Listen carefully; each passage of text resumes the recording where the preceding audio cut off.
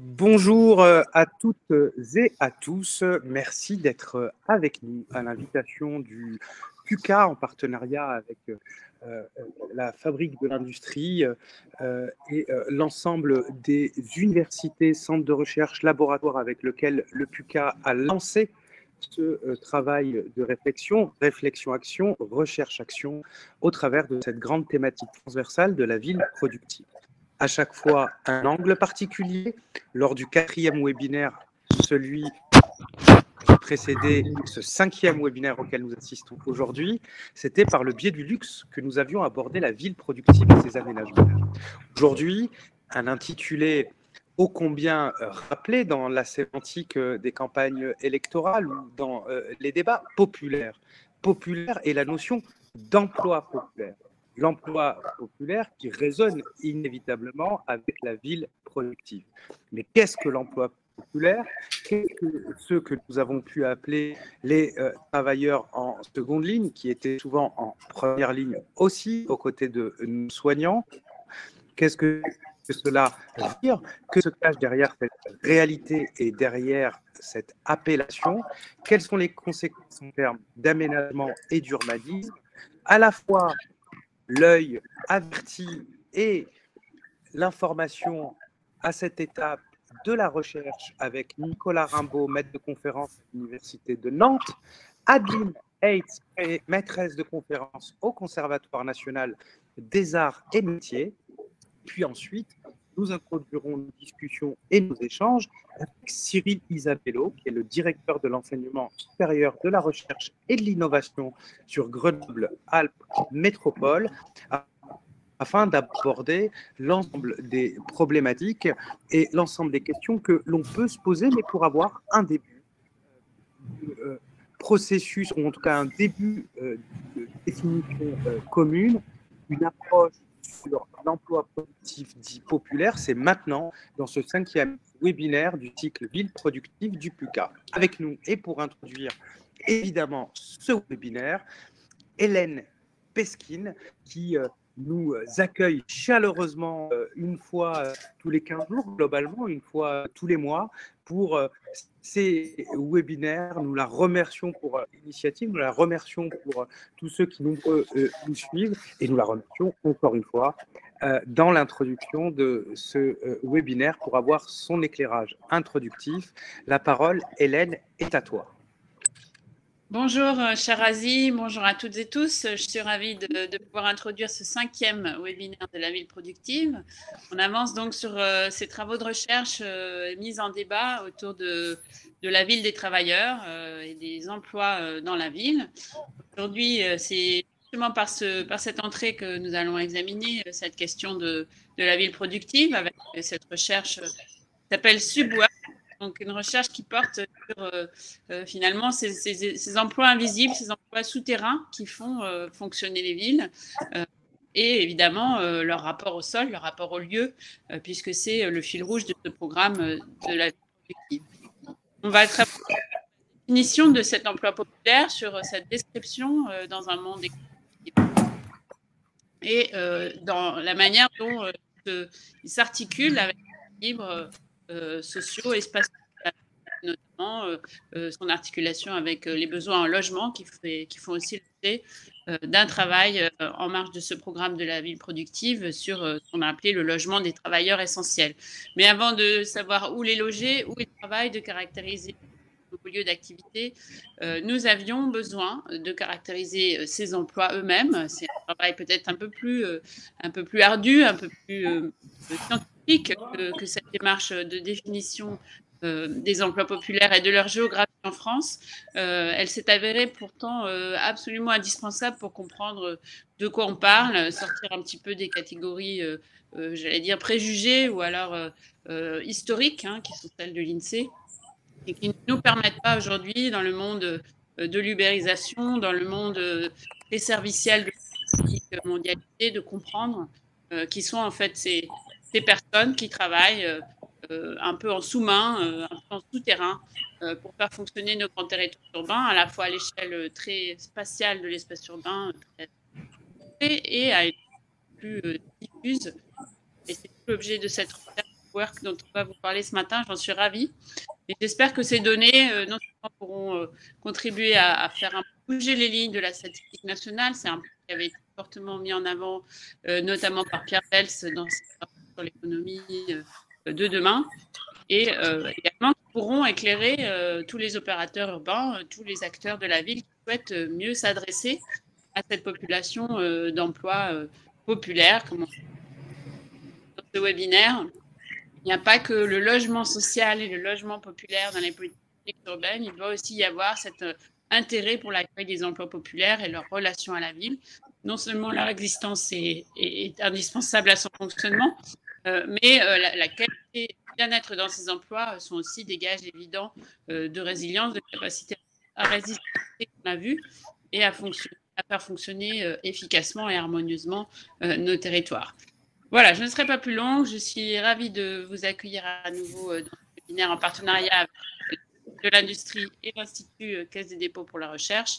Et je laisse tout de suite la parole à nos intervenants, nos deux chercheurs, Adeline et Nicolas Traveau, qui vont démarrer ces travaux. Merci Hélène. Et tout de suite, pour faire l'état faire un point d'état dans votre recherche, mais aussi introduire du point de vue académique, et on va le voir très pratique aussi. Nicolas et Adeline, on va commencer par, dans la répartition que vous êtes assignée par Nicolas, présentation de ce sur quoi vous travaillez, et puis une question, qu'est-ce que l'emploi populaire? On est bien coordonnés, je partage désormais votre présentation, on est bien d'accord? Tout à fait. Merci Razi, merci beaucoup Hélène aussi pour cette introduction très, très ajustée avec notre propos. Bonjour à toutes et à tous. Et oui, la question de départ, c'est qu'est-ce que c'est que cet emploi populaire ou à quoi correspondent ces emplois populaires? Et en préparant ce webinaire, dans les échanges qu'on a eus, on voit l'importance de définir cette idée-là. Et en fait, le premier point, c'est que la notion de classe populaire, je vais revenir sur la page de titre pour l'instant, avant d'en revenir à nos questions, la notion de classe populaire est justement liée en fait à ces emplois et à ce travail, et donc qui est en ce sens populaire, alors même qu'il n'est pas, que les représentations sont assez floues autour de ce que sont ces emplois et ce travail. Alors la notion de classe populaire part du constat de l'existence d'un ensemble de travailleuses et de travailleurs qui ont des revenus modestes, des conditions de travail et d'emploi plutôt difficiles. Ces conditions professionnelles ont évidemment des effets sur les conditions de vie, et à ce titre, on parle de classe populaire au sein des hiérarchies socio-professionnelles et donc sociales. Et on a un outil statistique pour identifier ces personnes, des classes populaires, donc à partir de leur emploi. C'est celui de la nomenclature des professions et catégories socio-professionnelles de l'INSEE. Alors, c'est évidemment notre point de départ pour ce travail. Et il y a un consensus au sein des classes sociales qui est de dire que les classes populaires correspondent à deux catégories de cette nomenclature, les ouvriers et les employés. Alors, du côté des ouvriers, on va retrouver les travailleurs manuels de l'industrie, comme on s'y attend, mais aussi de nombreux autres travailleurs. Les trois quarts de ces ouvriers vont se trouver hors de l'industrie. On va les trouver dans la construction, dans les entrepôts, dans la livraison notamment. Et les employés, alors du côté des employés, on va retrouver notamment un ensemble de salariés peu qualifiés, au contact du public dans leur travail, avec des tâches souvent répétitives, notamment dans les services à la personne ou autour de la vente, pour prendre les grandes catégories. Donc évidemment, on reviendra dessus, mais c'est là le point de départ, le consensus au sein des classes sociales, de partir de ces deux catégories. Alors qu'est-ce qui est commun à cet ensemble de travailleurs et de travailleuses? Bien, finalement, c'est trois choses principales. C'est la petitesse du statut professionnel et donc du statut social. C'est des tâches qui relèvent d'un travail d'exécution et donc des tâches globalement répétitives, et la petitesse des revenus. Et donc, c'est à ce titre-là que l'on peut parler de classe populaire. Mais pour autant, on a loin, en disant ça, on est loin d'avoir épuisé la question. Donc, ce qui émerge, c'est en fait qu'il y a un certain nombre de limites de cette définition-là, qui sont des débats qui ont lieu au sein des sciences sociales, évidemment. La première limite, c'est le flou, en fait, entre cette définition-là et d'autres catégories socio-professionnelles que l'on peut rattacher aux classes populaires. Notamment, il y a la question d'étendre les classes populaires vers des professions de techniciens, au contraire, d'exclure des classes populaires des employés qualifiés qui peuvent avoir un statut finalement social supérieur à celui des classes professionnelles. Et puis, la grande question, c'est celui des indépendants pour les rattacher aux classes populaires, puisque l'on sait qu'il y a un grand nombre d'indépendants qui travaillent dans le cadre de sous-traitance, voire qui sont ubérisés et qui, en fait, relèvent probablement des classes populaires. Donc ça, c'est le débat, on va dire, un peu majeur autour de cette définition des classes populaires. Mais c'est pas le seul problème de cette nomenclature PCS, c'est que cette nomenclature-là, la définition que je viens de vous livrer, laisse un certain nombre de flous au-delà des limites des classes populaires. Il y a aussi un flou au sujet des représentations des emplois emblématiques de ces classes populaires, donc on voit assez hétérogènes. Est-ce qu'il s'agit avant tout de travailleuses du Caire ou avant tout d'ouvriers, de nouveaux ouvriers comme les ouvriers de la logistique? Quelle est la répartition, la proportion de ces deux grandes catégories de travailleurs? Une autre limite, c'est finalement, à travers cette notion de classe populaire, est-ce qu'on a une idée de la localisation et de la caractéristique des lieux de travail? Ils sont peu documentés, ils sont rarement quantifiés. Et notamment, est-ce que les classes populaires, est-ce que le travail, est-ce que ces emplois populaires ont véritablement disparu des villes et dans quels espaces urbains on va les retrouver? Et ce flou-là, on le retrouve dans des débats très récents, par exemple autour des travailleurs essentiels, travailleurs de première ligne, de deuxième ligne. On voit bien que ça relève de l'emploi populaire. On a du mal à voir de qui on parle exactement en termes d'emploi et où ils travaillent dans la ville.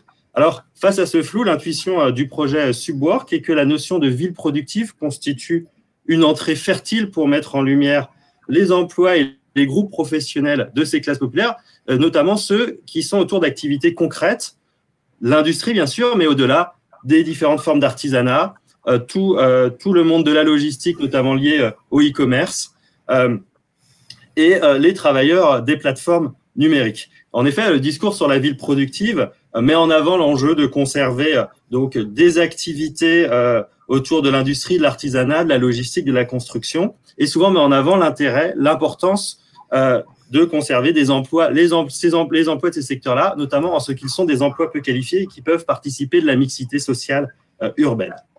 Alors voilà, à partir de tout ça et de tous ces flous et ces questionnements généraux, notre travail part sur les deux, alors je reviens, voilà, sur les deux questions suivantes. Et c'est ça qui va structurer notre présentation ce matin. La première question, c'est dans quelle mesure les emplois correspondant à la notion de ville productive sont occupés par les classes populaires. Voilà. Est-ce qu'il s'agit véritablement des classes populaires derrière ces emplois-là? En quelle proportion?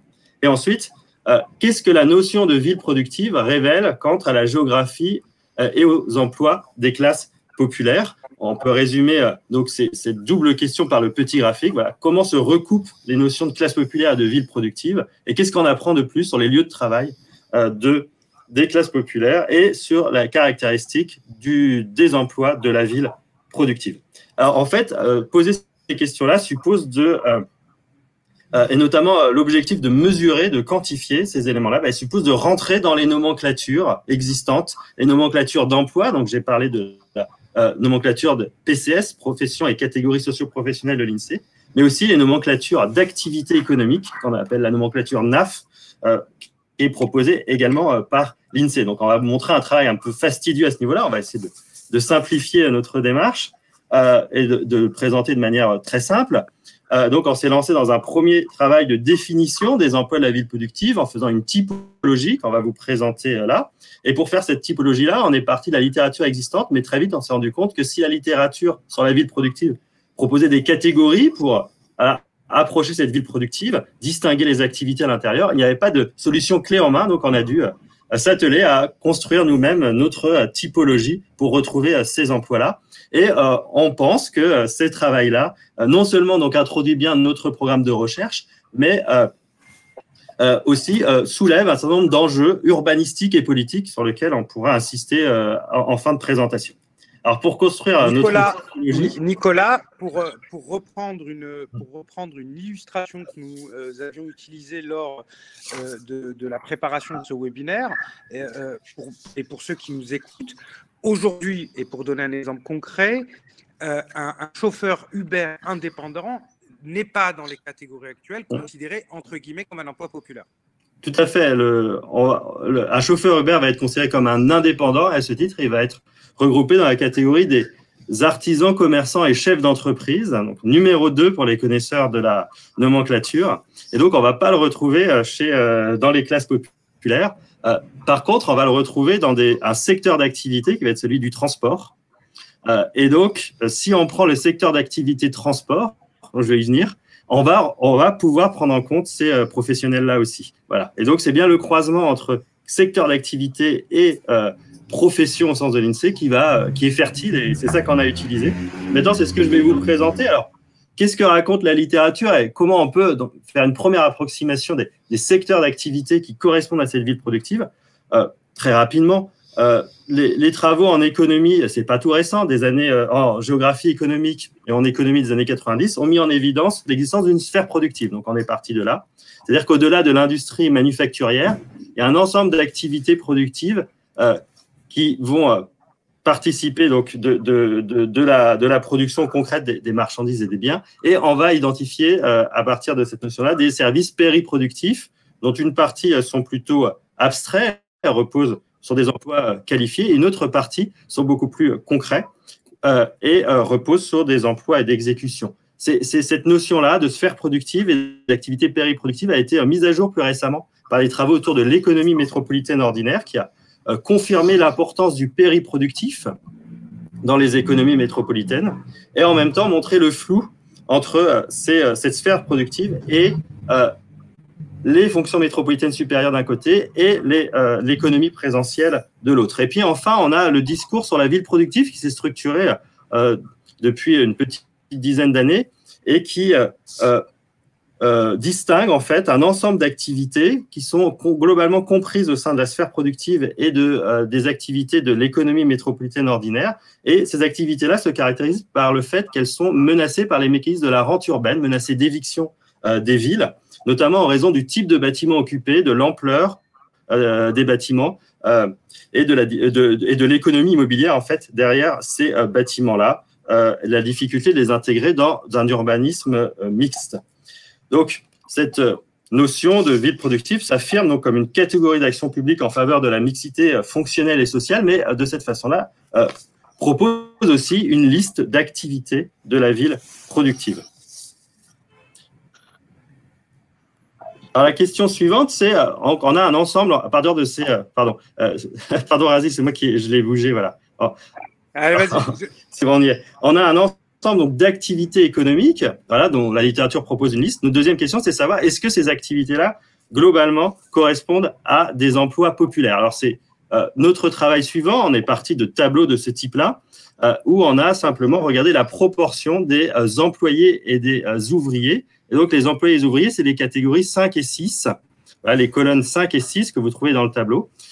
Et en regardant les colonnes 5 et 6, on va en effet confirmer le fait que un certain nombre de secteurs d'activité qui renvoient au productif, au périproductif, ont énormément d'emplois populaires en leur sein, et notamment d'emplois ouvriers. On va aussi, de cette façon-là, repérer un certain nombre de secteurs d'activité économique qui ne font pas partie de la ville productive, mais qui reposent sur un emploi populaire, notamment d'employés, sur lesquels on va revenir. Et finalement, je vais m'arrêter là pour cette première présentation de notre démarche. Finalement, ce qui ressort de ce travail exploratoire, c'est que plutôt qu'une dichotomie stricte entre d'un côté ville productive et de l'autre le reste, on voit plutôt émerger en fait un double gradient entre d'un côté les secteurs économiques qui soit vont vers la production, la périproduction et qui se caractérisent par une proportion d'emplois ouvriers, techniciens, employés élevés, et de l'autre côté, d'autres secteurs d'activité économique avec une frontière qui n'est pas forcément nette, qui vont vers soit les fonctions métropolitaines supérieures, soit vers l'économie présentielle, les services du quotidien, où on va retrouver globalement une proportion plus élevée de cadres, de managers dans ces secteurs d'activité-là. Et l'autre gradient, c'est qu'on a des formes spatiales, et c'est ce que montre la notion de ville productive, associée à ces différentes activités, avec d'un côté les formes spatiales de la ville productive autour des ateliers, des usines, des entrepôts, des dépôts variés, et de l'autre côté, les formes spatiales des autres formes de la ville, les bureaux, les logements, les locaux commerciaux, et qui vont aussi s'opposer. Et dans ce double gradient, les emplois de la ville productive, en fait, sont ceux qui se retrouvent plutôt dans la partie droite, avec le cœur de ces emplois de la ville productive, comme on l'a vu rapidement dans le tableau précédent, qui sont bien des emplois populaires et notamment ouvriers, et qui constituent donc les emplois qu'on va réussir à mettre en évidence avec la typologie qu'Adeline va présenter maintenant. C'est à vous, Adeline. Merci, Nicolas. Alors, si on peut passer à la slide suivante. Merci. Alors, l'idée, c'est que là, on rentre un petit peu plus dans le détail de la typologie qu'on propose et à laquelle on est parvenu à partir de cette réflexion que Nicolas vous a présentée. Comme il l'a dit, notre postulat de base, c'est que les emplois de la ville productive sont des emplois populaires qui correspondent à des catégories socioprofessionnelles employés ouvriers et qui vont recouper un certain nombre d'activités, de secteurs d'activité spécifiques. De là, on a identifié 5 grands secteurs qui regroupent un ensemble de professions. Un premier grand secteur qu'on a appelé production, dans lesquels on va retrouver tous les emplois en lien avec l'agriculture, l'industrie manufacturière ou l'extraction minière, qui correspondent à des catégories assez traditionnelles dans la nomenclature, donc pas de grosses difficultés d'identification à ce moment-là. Et on est bien sur la production d'un bien physique ou d'une ressource physique dans le cas de l'extraction minière.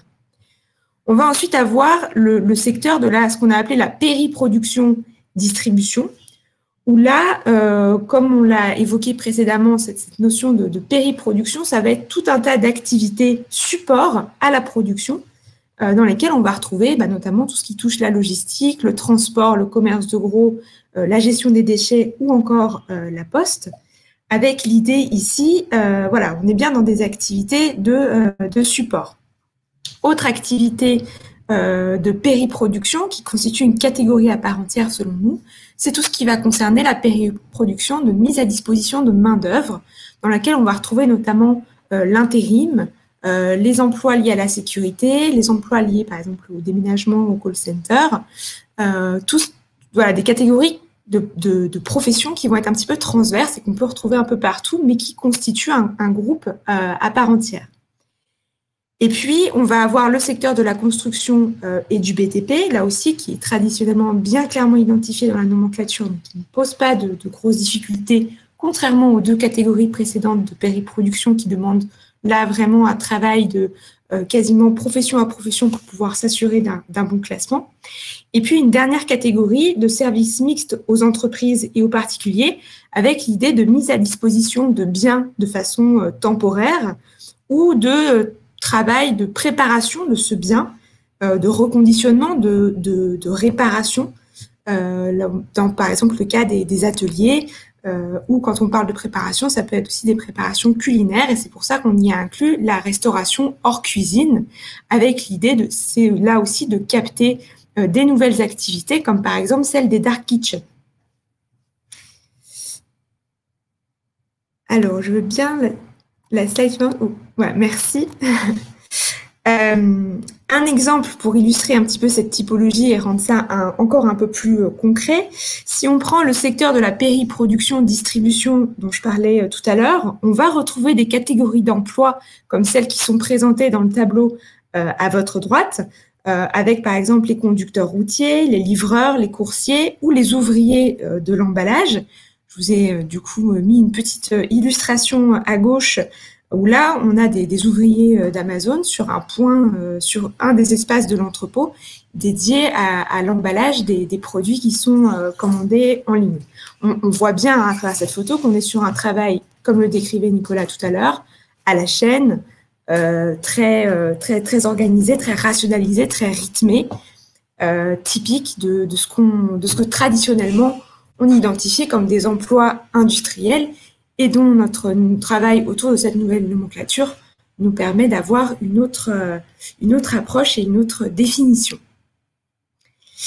Si on continue dans le cadre de la typologie des emplois populaires, cette fois, donc c'est-à-dire qu'on va sortir de tout ce qui concerne la production, mais on n'exclut pas quand même le reste des emplois populaires à ce stade de notre recherche. Donc on n'est plus dans ce qu'on va appeler à proprement parler la ville productive, mais la ville productive, comme on l'a dit pour nous, n'épuise pas l'entièreté de l'existence de ces emplois populaires. Et c'est là qu'on va retrouver tout un tas d'activités de services qui, là aussi, ont pu être nommés travailleurs essentiels ou première ligne pendant la période, à l'issue de cette crise sanitaire, on retrouve du coup dans cette catégorie les services à la personne, le soin, ce que Nicolas évoquait tout à l'heure comme étant le care, toutes les activités de vente, restauration, hôtellerie, une partie aussi de la fonction publique, et puis d'autres services aux entreprises. L'idée, c'est que la plupart de ces emplois, comme ceux de la ville productive ou pour certains de ceux des emplois populaires, ils ont cette particularité, si on rentre sur un petit peu la question qualitative, qui ne sont pas forcément délocalisables, ils sont vraiment ancrés dans des territoires, comme on est vraiment au service de populations, soit consommateurs, soit population tout court, forcément, ils vont avoir un ancrage territorial très fort et va se poser la question de leur localisation. Et c'est vraiment à partir de cette réflexion-là de définition de ces différents types d'emplois qu'on va pouvoir rentrer dans la question de leur spatialité, avec l'idée qu'on a des emplois qui peuvent être, qui vont poser des grandes questions sur la mobilité de ces travailleurs, soit leur mobilité domicile-travail, puisqu'on va essayer de s'intéresser un peu plus tard dans le projet à la question de la déconnexion lieu de résidence, lieu d'emploi, et aussi la mobilité au sein même du travail, comme par exemple des emplois comme chauffeur-livreur ou dans le cadre du soin à la personne, des aides à domicile, donc des emplois qui vont reposer sur la nature même d'une activité de transport, ou en tout cas sur une mobilité. Quelques chiffres peut-être pour illustrer. On compte aujourd'hui 26,9 millions d'emplois en France, entendus comme actifs occupés. Et selon notre caractérisation, 12,8 millions de ces emplois correspondent à ce que nous on appelle emploi populaire. Donc on est quand même sur un tiers, ce qui est vraiment pas négligeable par rapport à parfois la dimension peut-être un peu ténue dans l'opinion publique de ce que peut représenter vraiment un emploi populaire. Par rapport à nos catégories, cette ville productive, donc dans le cas de la ville productive, les emplois représentent 5,3 millions de ces emplois. Donc, c'est-à-dire que ça représente à peu près 20% des emplois totaux et 42% des emplois populaires. On note que dans cette catégorie, on retrouve par ailleurs 76% des ouvriers de France. Et ce sont des emplois qui sont occupés à un peu moins de 30% par des femmes. Dans les emplois de services que je vous présentais tout à l'heure, on a à peu près 7,5 millions d'emplois. Ça représente 28% des emplois en France, plus de la moitié des emplois populaires. Et là, on a des emplois qui sont à 60% occupés par des femmes. Donc, on voit qu'on a en plus des caractérisations très différentes dans ces deux groupes, mais qu'en volume, ils sont vraiment assez importants dans l'emploi général en France. Je vous ai remis là sur les différentes illustrations, les camemberts, la répartition des différentes catégories que je vous ai proposées tout à l'heure. On voit quand même que la production représente 40% de ces emplois, que le pays productif distribution représente un peu plus de 20%, la construction presque 20%, etc. Donc on a quelque chose d'assez bien réparti au niveau des catégories qu'on a proposées pour la ville productive. On a quelque chose d'un petit peu moins bien égal quand on prend les catégories qu'on a proposées pour tout ce qui est le reste des emplois populaires, ce qu'on appelle hors ville productive, où là, on voit la très grande part, par exemple, des services publics. Pour voilà, quelques chiffres supplémentaires, je ne vais pas les commenter un à un parce que c'est pas l'objet, puis on n'a pas vraiment le temps. Simplement, si on prend l'exemple de la production, du secteur production qu'on a identifié, ça représente 1,8 million d'emplois de la ville productive. C'est un secteur, si on regarde un petit peu les catégories socio-professionnelles, c'est-à-dire, donc si là on prend l'ensemble des cadres, des professions supérieures, et des ouvriers, etc. Si on prend vraiment l'ensemble, on voit que les emplois de production sont à 50% des emplois populaires. Donc, dans la production, je rappelle, hein, industrie, agriculture et extraction minière, on n'a pas que des ouvriers et des employés. En fait, ils ne représentent que la moitié de ce contingent-là. Et ça fait partie aussi du travail qu'on essaye de poursuivre, hein, avec l'idée d'une démystification un petit peu de ces secteurs économiques qui véhiculent un certain nombre d'images qui sont en fait fausses ou en tout cas plus d'actualité, dans lesquelles aujourd'hui, l'industrie n'est plus un vecteur unique de développement de ces emplois dits populaires. Et ça doit résonner un petit peu dans les politiques d'urbanisme et d'aménagement, puisque aujourd'hui, simplement développer une usine ne vous garantira pas d'avoir 100% d'ouvriers ou que du cadre à l'inverse. Pour les principaux résultats très rapidement auxquels on est arrivé de ce premier travail statistique, c'est évidemment que le début pour nous, c'était un petit peu la première étape. Notre but derrière, c'est bien évidemment d'avoir une vision géographique et urbanistique de ces emplois dans les villes. Donc là, de ramener ça à une échelle plus localisée. Par exemple, en allant regarder leur localisation dans l'urbain ou le périurbain ou le rural. On va aussi s'intéresser à deux pôles urbains particuliers en Île-de-France et la métropole nantaise. Et puis, à l'intérieur encore de ces pôles urbains, on va faire un focus sur les zones d'activité, où là, on va essayer de voir quel est un peu le découpage et la répartition de ces différents types d'emplois dans ces zones, et de les mettre en regard avec les stratégies territoriales locales autour justement de ces emplois productifs et essayer de comprendre qu'est-ce qu'il y a derrière cette ville productive. On aura aussi une dimension, une analyse beaucoup plus morphologique, c'est-à-dire que là, on va vraiment rentrer dans le lieu de travail à proprement parler, et c'est ce qu'on expliquait tout à l'heure. Tous ces emplois qu'on a identifiés correspondent bien souvent à des bâtiments qui ont une empreinte spatiale bien particulière. Ça va être l'usine, ça va être l'entrepôt, ça va être l'atelier. Donc, ça va être forcément des objets urbains particuliers et qui posent aujourd'hui problème, et c'est bien pour ça qu'on est rassemblés autour de ce projet, qui posent problème à l'action publique en matière d'aménagement et de développement. Je vous parlais tout à l'heure de cette question de mobilité. L'idée, c'est aussi de regarder un petit peu ces nouveaux emplois mobiles, donc faire un peu un focus, et notamment le travail qui va être fait sur les livreurs à vélo, une enquête à Nantes en comparaison avec une enquête à Paris. Et puis, enfin, regarder tout ce qui concerne les bassins de main-d'œuvre, à la fois tout ce qui va concerner les stratégies de recrutement, la formation, l'ancrage, et puis la question du spatial mismatch que j'évoquais également.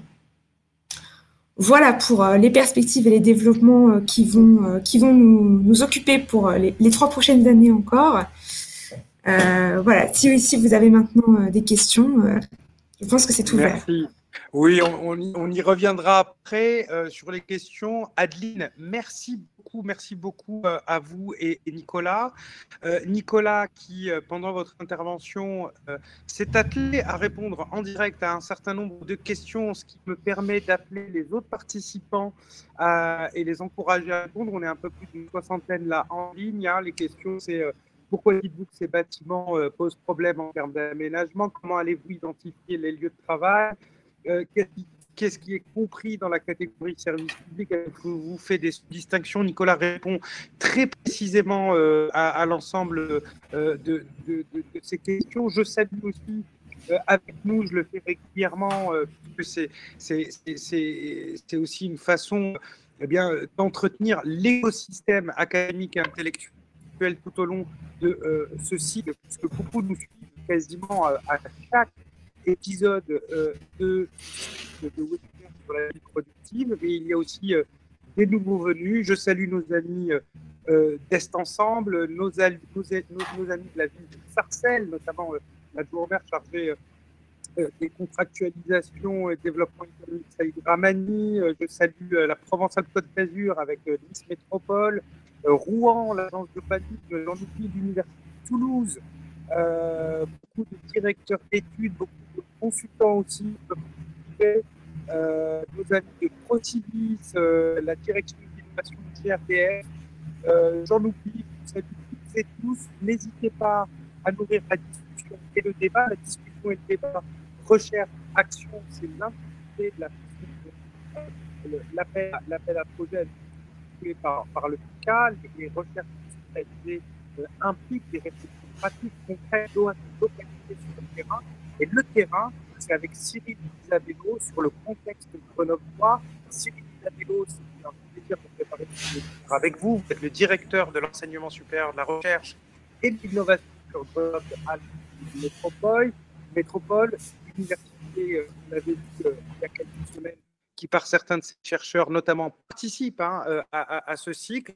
L'idée, c'est de revenir avec vous suite à ce qui a été dit sur le contexte grenoblois, métropole industrielle, c'est comme ça que les choses apparaissent, c'est comme ça que la carte postale dans le panorama et paysage économique est illustrée. Quelles sont vos stratégies de mise en œuvre pour maintenir les zones d'accueil de l'activité et de l'emploi productif et puis bien tenir finalement la corde par les deux bouts, puisqu'il y a l'accompagnement des startups vers l'industrialisation et donc l'évolution de la nature des emplois et donc l'enjeu de développement endogène de l'emploi industriel, mais aussi ensuite, les difficultés de recrutement sur des sociologies qui ne sont pas forcément celles des créateurs et des porteurs de start-up, là où, évidemment, la métropole de Grenoble et l'ensemble de la région a d'ores et déjà imprimé sa marque. Cyril Isabello, j'ai d'ores et déjà été trop long. On a hâte de vous entendre et la parole est à vous.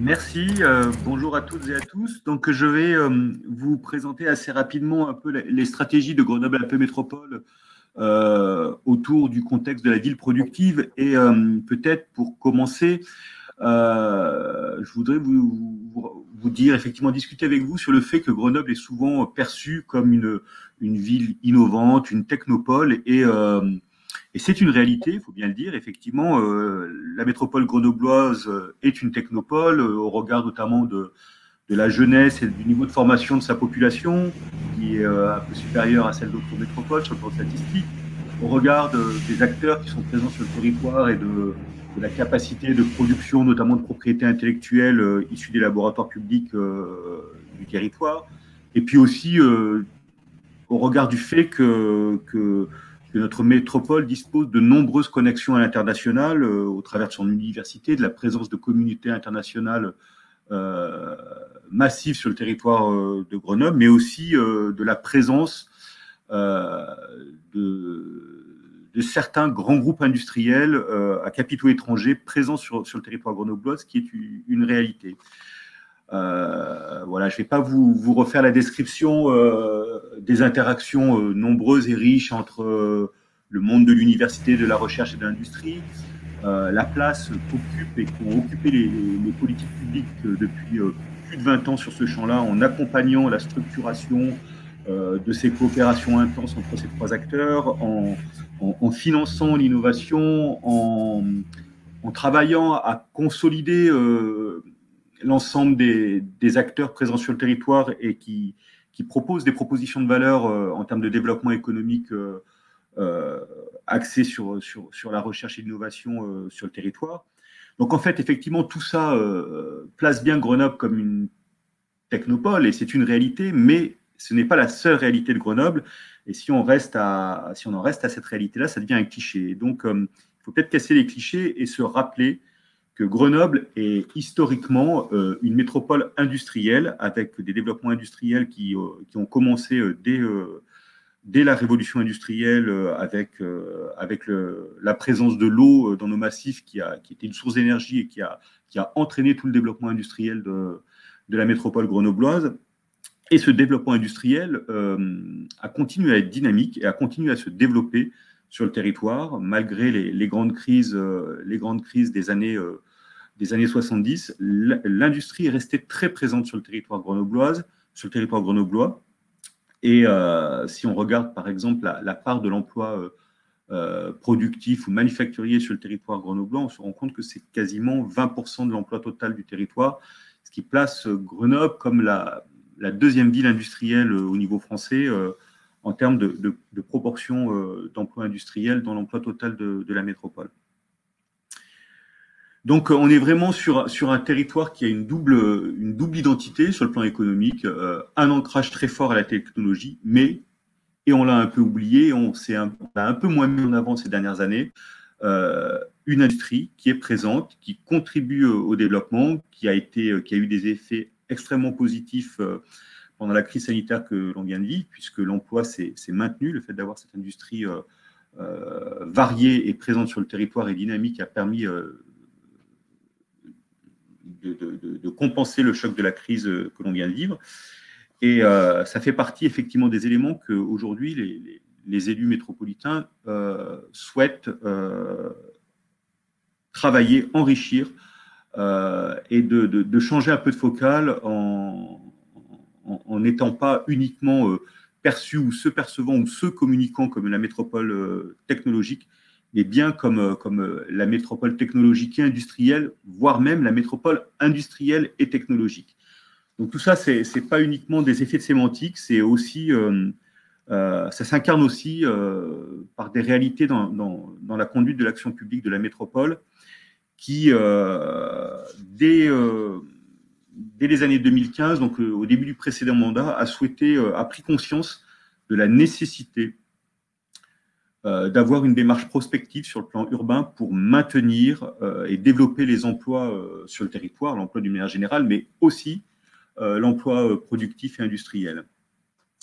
Donc, cette prise de conscience s'est traduite très concrètement par la réflexion autour d'un schéma de développement des espaces d'activité économique qui a été conduit en parallèle avec l'élaboration du plan local d'urbanisme intercommunal, et donc qui a été adopté en 2018, qui véritablement porte une attention particulière à la question de l'emploi et de la localisation des pôles d'emploi sur le territoire. Pourquoi c'était nécessaire, particulièrement à Grenoble, au-delà des éléments que j'ai exposés, c'est aussi qu'on est dans un territoire, de par sa géographie physique, extrêmement contraint. La métropole de Grenoble, pour ceux qui la connaissent mal, est enserrée entre des massifs montagneux et s'est développée dans des fonds de vallée, dans 3 vallées qui convergent sur la ville centre de Grenoble. Donc, le foncier est peu disponible. La ville est extrêmement dense, les accès sont contraints et donc la pression foncière est importante, notamment au regard des besoins de logement, par exemple, qui ont, sur la dernière décennie, se sont traduits notamment par un déclassement d'une partie des fonciers économiques au profit du foncier habitat.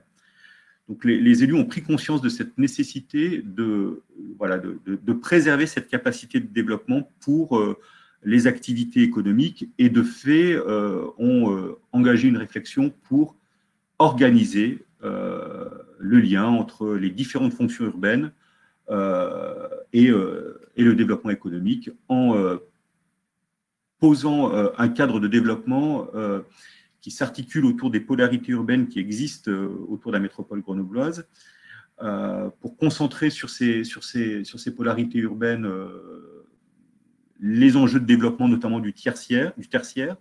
Donc, ce sont des polarités qui sont très bien connectées par les transports urbains et interurbains, tant au niveau de la ville-centre qu'au niveau de l'Interland. Ils sont dans les 3 branches des 3 vallées qui convergent sur Grenoble.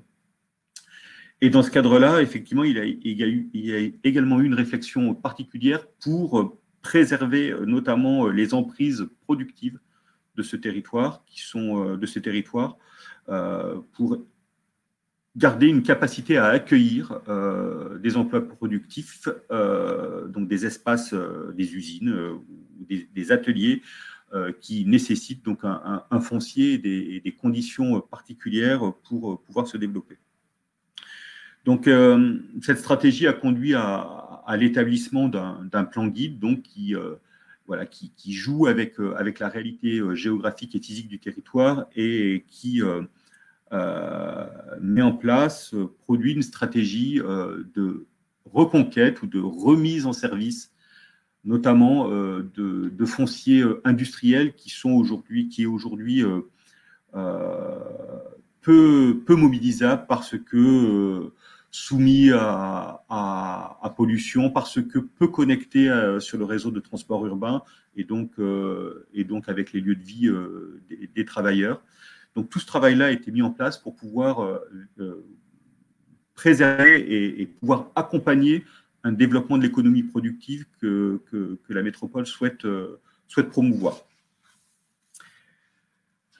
Si je continue, il y a aussi une autre prise de conscience qui est importante dans cette période-là, c'est le mythe du développement exogène, c'est-à-dire se dire il faut réserver des capacités pour pouvoir accueillir la méga-usine, la gigafactory qui va atterrir sur notre territoire parce qu'on est les meilleurs, les plus beaux, les plus attractifs. Donc ce mythe-là, cette façon de penser a été aussi complètement déconstruite ces dernières années. Et même si effectivement on sera toujours réactif si une telle opportunité se présente, on a quand même fait le constat que de par notre situation géographique, de par la proximité de grands pôles urbains comme la région lyonnaise qui est à nos portes et qui dispose, elle, d'atouts beaucoup plus importants pour accueillir ce type d'investissement, on a peut-être autre chose à jouer et donc c'est véritablement de travailler le développement, de jouer sur les axes de développement endogène pour accompagner le développement productif. Donc effectivement, je vous le disais en début de présentation, le côté technopole de Grenoble est une réalité, une parmi d'autres, mais c'est une réalité et donc effectivement on a la chance d'être sur un territoire où la dynamique de création d'entreprises innovantes, start-up on peut dire, mais voilà, enfin, je préfère utiliser le terme d'entreprise innovante, de jeunes entreprises innovantes, est très présent.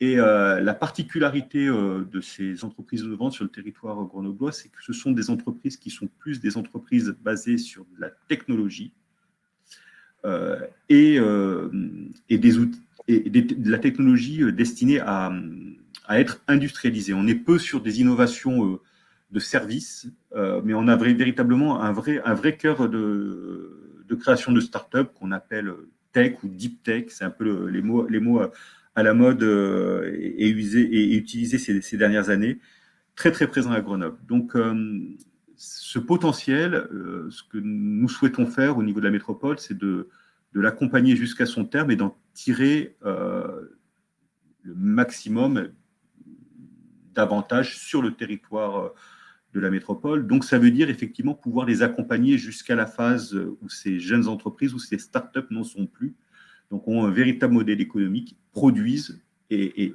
donc produisent sur le territoire pour créer de l'emploi qui ne soit pas uniquement de l'emploi de recherche et développement, mais bien de l'emploi productif pour pour une typologie de salariés beaucoup plus large que ce qu'on peut retrouver dans ce qu'on appelle communément une start-up. Donc, on travaille effectivement donc sur l'aspect foncier que j'ai évoqué tout à l'heure, mais aussi avec les acteurs du territoire sur tous les leviers pour permettre d'accompagner ce développement jusqu'à son terme et éviter que des efforts de recherche et développement produits sur le territoire se concrétisent par des investissements industriels ailleurs. Et donc, pour ce faire, effectivement, on a quand même un mode de fonctionnement assez, en tout cas, avec une certaine efficacité sur le territoire où, de fait de la petitesse de la métropole grenobloise, on est à peine à un demi-million d'habitants. La contrainte géographique aussi fait qu'on est un territoire véritablement à très courte interaction entre les différents acteurs du développement et de l'innovation qui permet effectivement d'accompagner de façon assez efficace ce type de développement. Toutefois, on se heurte quand même à des difficultés et peut-être que les principales difficultés sont de différentes natures. Il y a d'abord une difficulté pour pouvoir accompagner des entreprises vers l'industrialisation. Il faut qu'elles soient attractives et que le territoire soit attractif sur le plan notamment des investissements. Et là-dessus, effectivement, nous sommes peut-être, on a des marges de manœuvre, des marges de progrès en tout cas à travailler pour être un territoire perçu par les investisseurs comme intéressant. intéressant pour des développements industriels et au-delà de la seule valeur des startups qui sont produites sur notre territoire. On a une problématique en termes d'attractivité des compétences.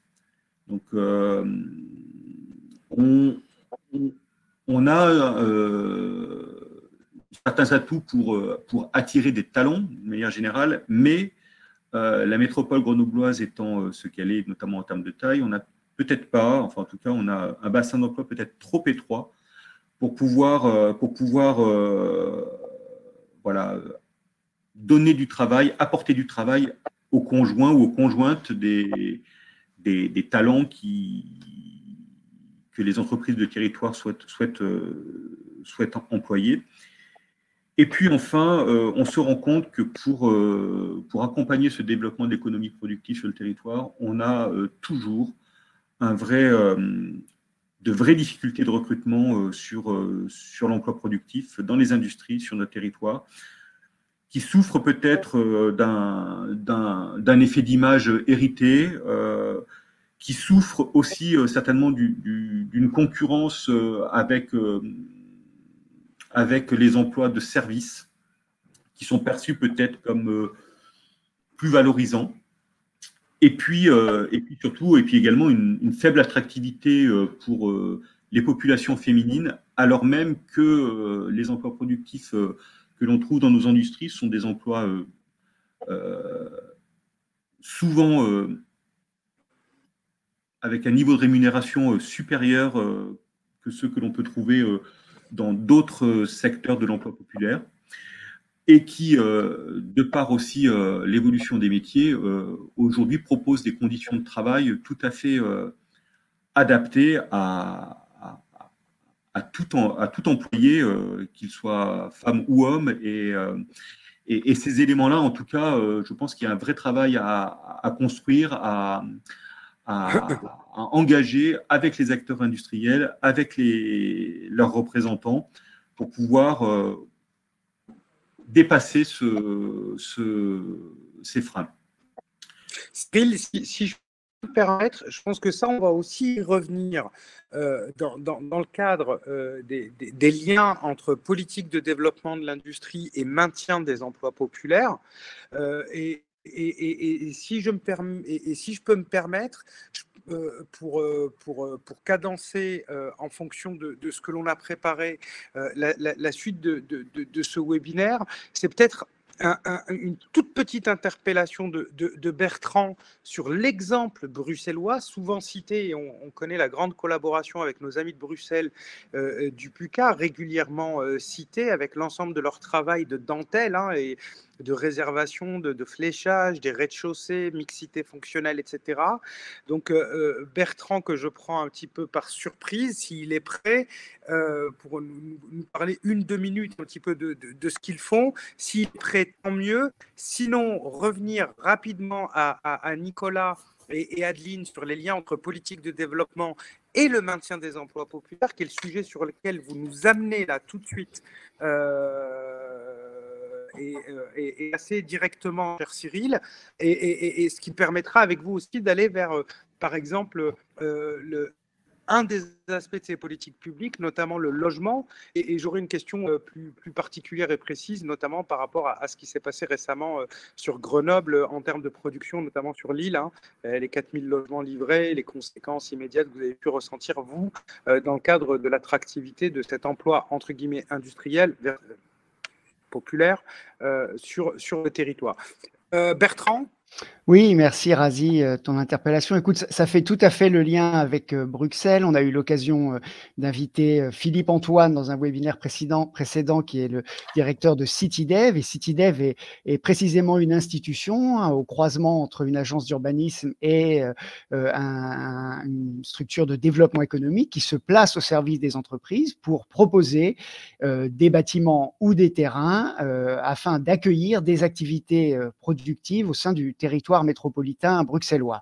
Mais la raison d'être, et Philippe Antoine le rappelle très clairement, de CityDev, ce qui en est à l'origine, ce qui continue d'en être le fil rouge de cet opérateur urbanistique, c'est bien le maintien des emplois populaire au sein de la métropole, qui est elle-même confrontée, comme d'autres métropoles, comme la plupart des métropoles, à l'éviction des catégories populaires de leur territoire face au tournant serviciel. Et donc CityDev fait du niveau d'emploi maintenu le critère pour déterminer son aide à une entreprise. Une entreprise accédera à un terrain ou à un bâtiment à un prix avantageux, à la condition qu'elle permette d'attirer ou de maintenir sur place un certain nombre d'emplois populaires.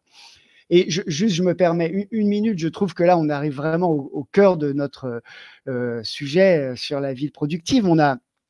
On a commencé un petit peu ce cycle de webinaire avec la question de quoi parle-t-on? C'est-à-dire quand on évoque le retour ou le maintien des activités productives dans les territoires, de quoi parle-t-on? Entre le Fab Lab et l'industrie lourde, où place-t-on le curseur? Quelle est la nature des activités? Comment considérer ou non l'artisanat au sein des activités de production? Quel type d'activité? Quelle forme architecturale et urbaine ça suppose, etc. De quoi parle-t-on? On a enchaîné sur le comment fait-on avec l'équipe du Lab Urba qui nous a proposé une famille, un certain nombre de familles d'actions publiques visant à maintenir ces activités productives dans les territoires, depuis le microzonage en passant par l'urbanisme transitoire ou les appels à projets type que celui de Bordeaux a lancé l'AMI FAIR. Voilà. Comment fait-on pour les maintenir? Et puis là, il me semble qu'avec Nicolas et Adeline, on en arrive encore plus au cœur du sujet, de qui parle-t-on? C'est-à-dire une fois qu'on s'interroge sur la nature des activités qu'on cherche à maintenir, sur la manière dont on cherche à la maintenir ou à les attirer, eh bien quel type d'emploi cela regroupe. Et ça, je trouve qu'il y a une sorte de progression un peu vers le noyau, le cœur des motivations de cette ville productive. Voilà, mais je ne veux pas être plus long.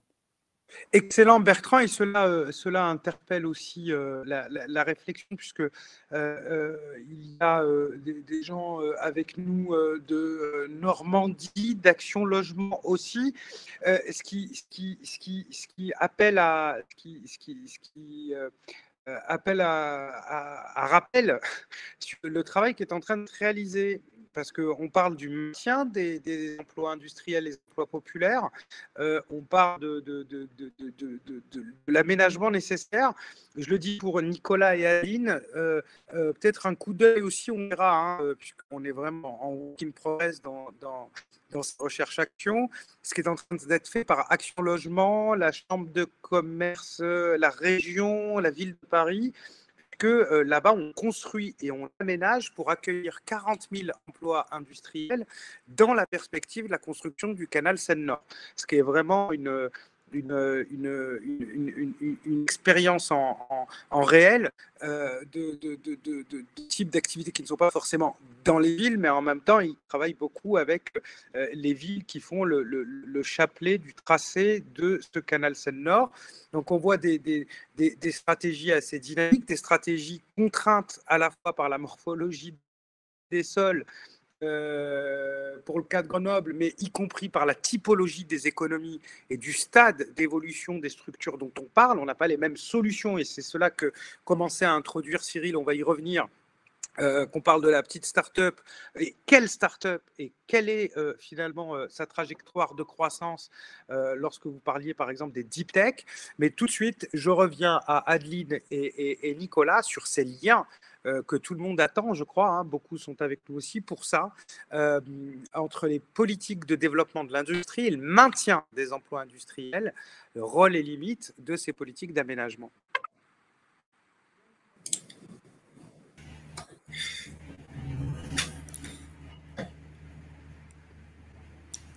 Adeline, Nicolas? Peut-être, oui, peut-être sur la question du lien entre le maintien d'une activité industrielle et des emplois.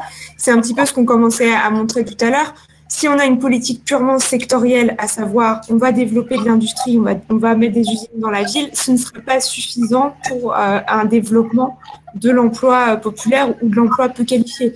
L'idée, et c'est bien l'intérêt de notre méthodologie, c'est qu'on va au-delà de cette politique sectorielle en regardant vraiment le détail des emplois qu'il peut y avoir derrière.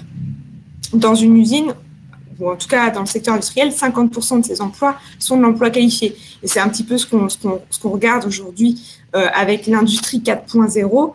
Quand on entend beaucoup de collectivités ou de dire, voilà, moi, ce que je veux, c'est récupérer l'industrie 4.0, des choses très automatisées, très innovantes, etc. Derrière, c'est des emplois qui vont être aussi plus qualifiés, qui vont se rapprocher beaucoup plus de l'emploi du cadre que de l'emploi de l'ouvrier ou de l'employé.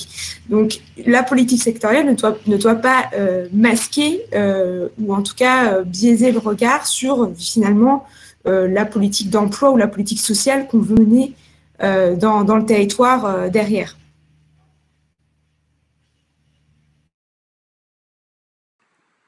Nicolas, je vous redonne la parole tout de suite. D'accord, oui, en effet, j'ai commencé à parler sans micro. Oui, c'est vraiment un message fort, je pense, du projet, qui est de dire que les emplois de la ville productive et les emplois populaires ne se limitent pas à l'emploi industriel, qui est une part importante, mais qui n'est qu'une part mineure, qui n'est pas majoritaire au sein de ces emplois-là. Et donc, il y a beaucoup d'autres emplois qui sont à la fois ceux de la ville productive et de la ville populaire, qui renvoient à d'autres aspects, et notamment au fonctionnement quotidien des métropoles dans toute leur diversité. Et là, je reviens sur la notion d'économie métropolitaine ordinaire, hein, qui est vraiment une idée forte qu'on reprend largement à notre compte ici.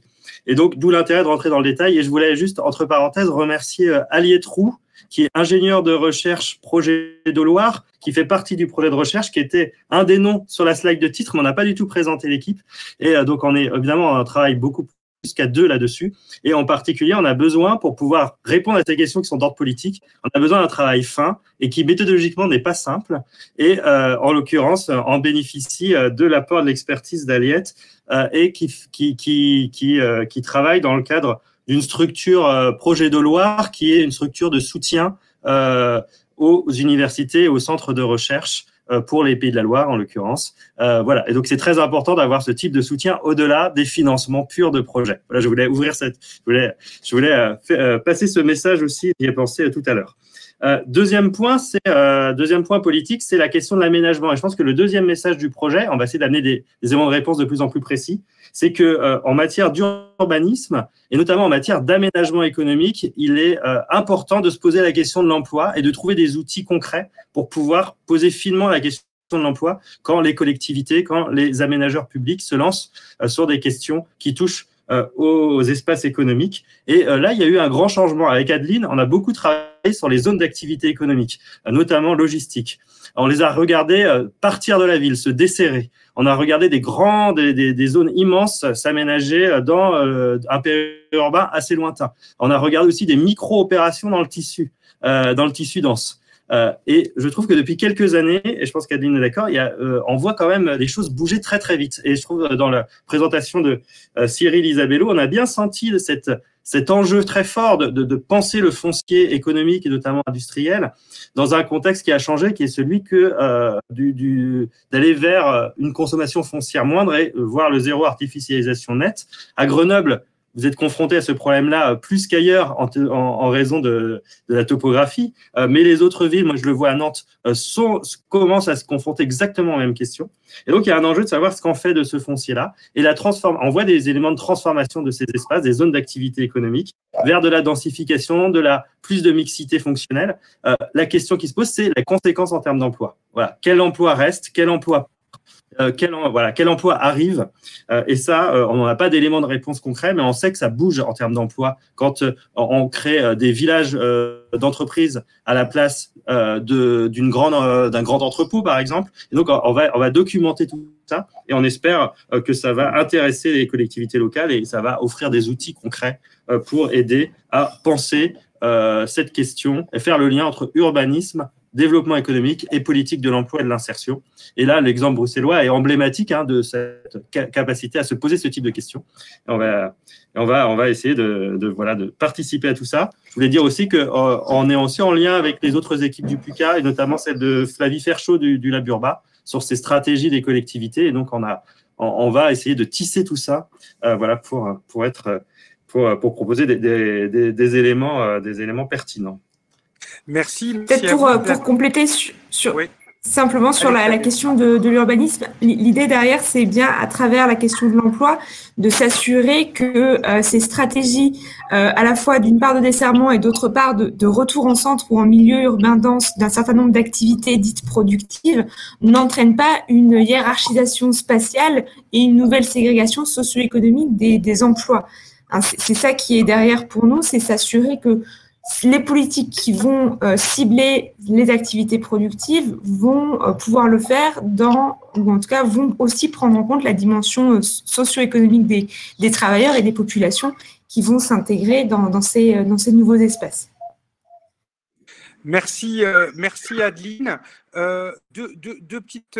Trois petits points avant de demander à Hélène peut-être de relancer sur une question à laquelle elle avait pensé, sur laquelle nous avions brièvement échangé et sur laquelle cela nous permettra d'orienter la conclusion en commençant par Cyril.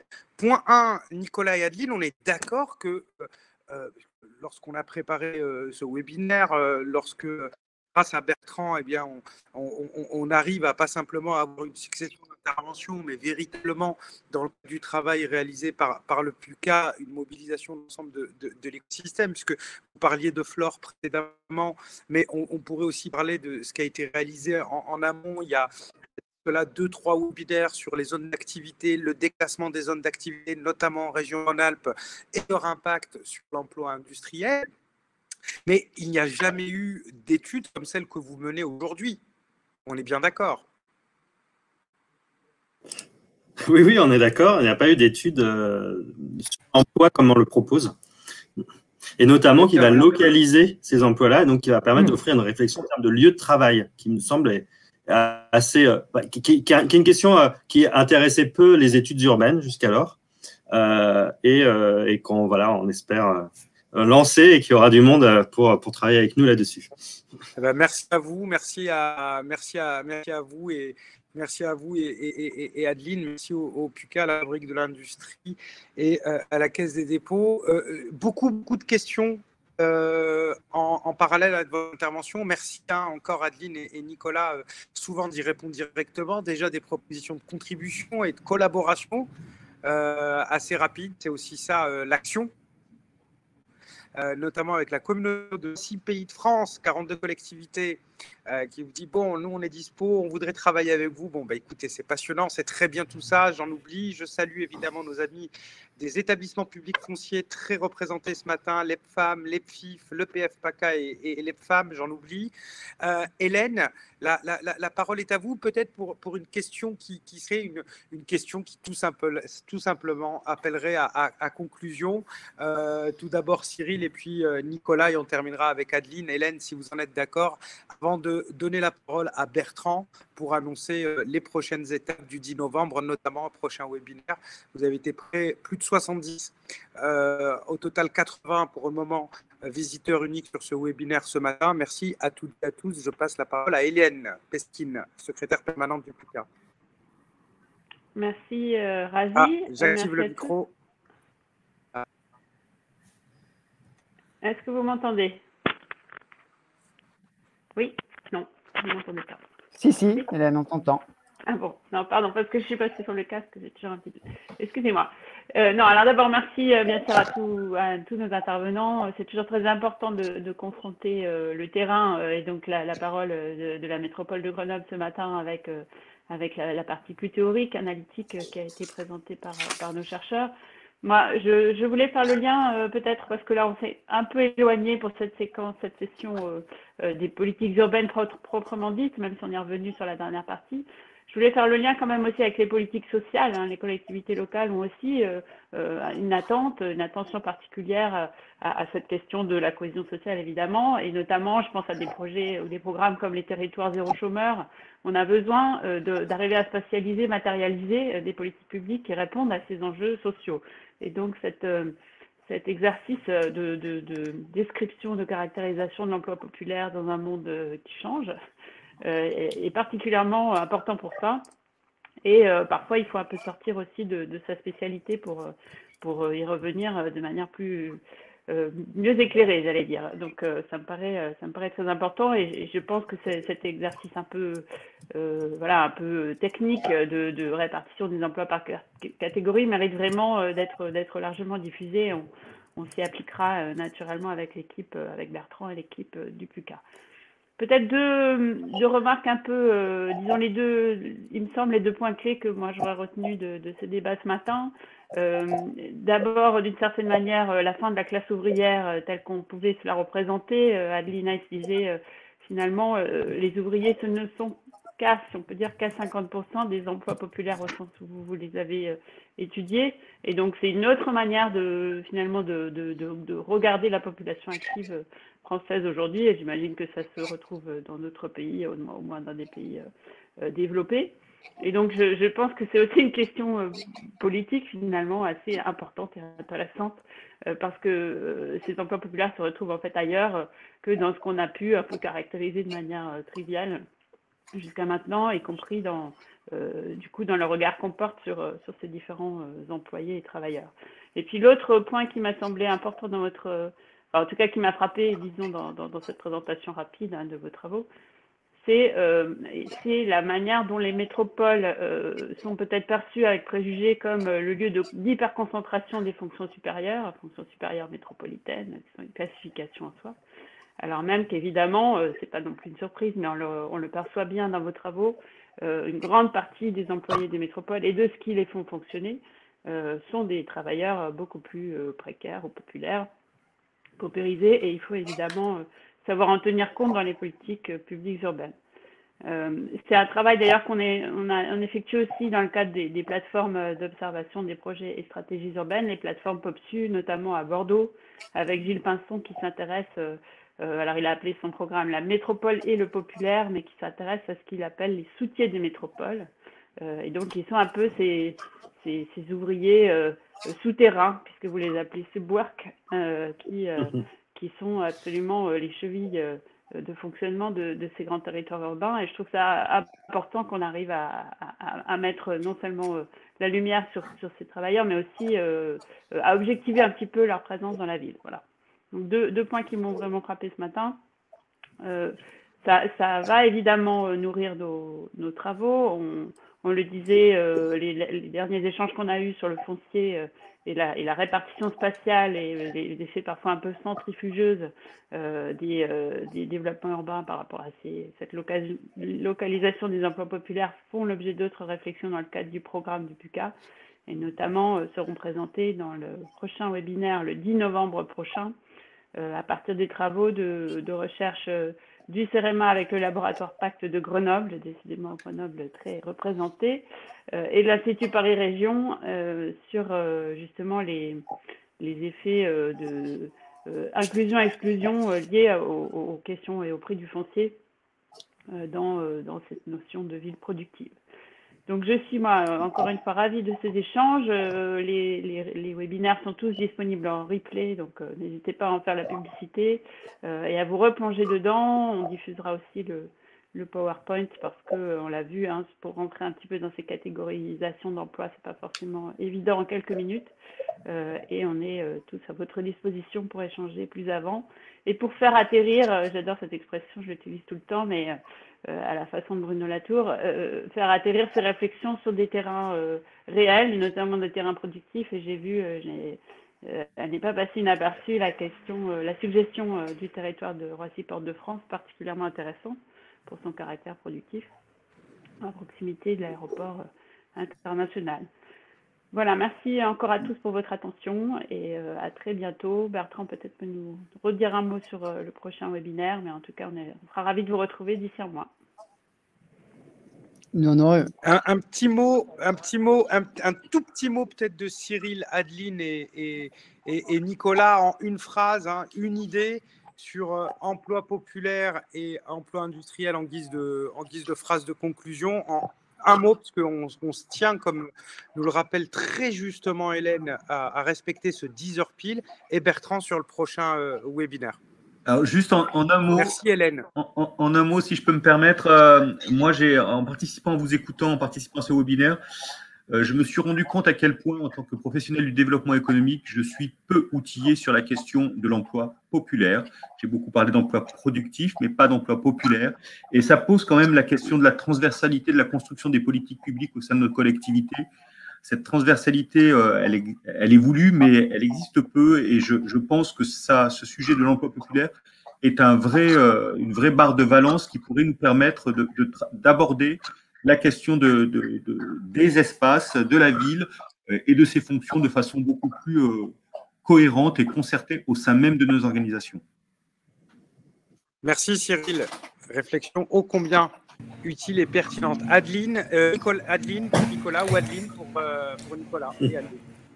Très rapidement, je m'inscris tout à fait dans ce qui vient d'être dit sur la transversalité, la nécessaire transversalité des politiques publiques, d'autant plus quand on voit aujourd'hui dans l'actualité qu'il y a un vrai problème de recrutement dans un certain nombre de secteurs qui se retrouvent en pénurie, en tout cas au moins conjoncturelle, au regard de ces emplois que nous on qualifie dans les emplois populaires, voire dans les emplois de la ville productive. Donc il y a une vraie réflexion là en termes de spatialité, de conditions de travail, de localisation, puisque c'est souvent des facteurs qui sont évoqués pour expliquer aussi cette pénurie, bien au-delà de la question de la pénibilité ou du salaire. Et moi, je dirais tout simplement que j'ai l'impression que c'est le moment de braquer les projecteurs sur ces lieux de travail de la ville ordinaire, longtemps dans l'ombre des questions d'urbanisme, des théories en urbanisme, des professionnels de l'urbanisme. On voit un intérêt maintenant pour ces questions-là, notamment sous l'angle social. Voilà, et j'ai l'impression que c'est le moment de proposer, de donner à comprendre ces espaces-là et de penser des politiques publiques. Merci. Bertrand. Oui, 2 mots pour dire que le prochain webinaire, mais Hélène l'a déjà annoncé, porte sur un peu un des invariants de cette problématique du retour des activités de production, à savoir la question du foncier, qui revient en fil rouge un peu de webinaire en webinaire. Et donc, la prochaine séance, je voulais juste vous attirer votre attention sur le fait que la date avait été changée par rapport à ce qui était prévu. Ce n'est plus le 3, mais le 10 novembre, le mercredi 10 novembre, 8h45, et elle s'intitule « Comment se négocie le foncier économique entre acteurs publics et entreprises ». Et après la présentation de la recherche, nous discuterons avec le directeur du développement économique de Valence Roman Agglomération et avec une industrielle engagée dans un projet de construction de nouvelles usines dans le Grand Est. Voilà. Merci à toutes et à tous. On vous donne rendez-vous, donc, comme l'a dit très justement Bertrand, le 10. Plus axé sur le foncier. Merci encore à tous ceux qui sont restés évidemment jusqu'au bout, les universitaires, les chercheurs, les professionnels, les établissements publics, ministères, collectivités. On vous dit à très bientôt. Merci à tous nos intervenants. Passez un bon mercredi et une bonne fin de semaine. Merci. À bientôt. Merci. Au revoir.